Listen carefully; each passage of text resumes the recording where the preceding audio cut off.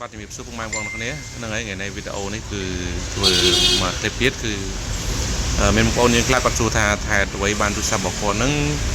គាត់អត់មាន 5G ដូចគេអញ្ចឹងទូរស័ព្ទគេតម្លើងបាន 5G ហើយទូរស័ព្ទគាត់អត់បាន 5G ទេគាត់សួរថាហេតុអីមកពីបញ្ហាអីអញ្ចឹងណាអញ្ចឹងហ្នឹងហើយសម្រាប់វីដេអូនេះខ្ញុំចង់ធ្វើបង្ហាញពីពួកគាត់បងប្អូនដែលទូរស័ព្ទដែលអត់មាន 5G បងប្អូនអញ្ចឹងយើងអត់អានេះមិនមែនជាបញ្ហារ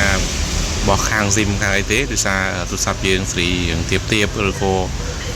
ទូរស័ព្ទ model រៀងចាស់បងប្អូនអញ្ចឹងទូរស័ព្ទខ្លះអត់មានកំណត់ដល់ 5G ទេបានតែ 4G ទេអញ្ចឹងហ្នឹងហើយសម្រាប់ទូរស័ព្ទនេះអញ្ចឹងOppo A8 បងប្អូនហើយទូរស័ព្ទនេះអត់បាន 5G ទេបានតែ 4G ដែរទេយើង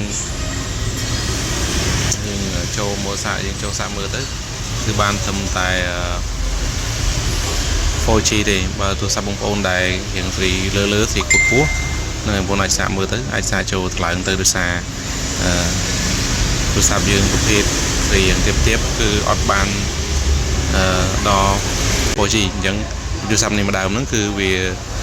កំណត់បានត្រឹមតែ 4G ទេអញ្ចឹងអត់កុំឆ្ងល់ទេព្រោះបើសិនជា iOS វិញប្រភេទ iPhone ចាប់ពី iPhone 12ឡើងបានយើងកំណត់ 5G បានបងប្អូនអញ្ចឹងហ្នឹងហើយអរគុណ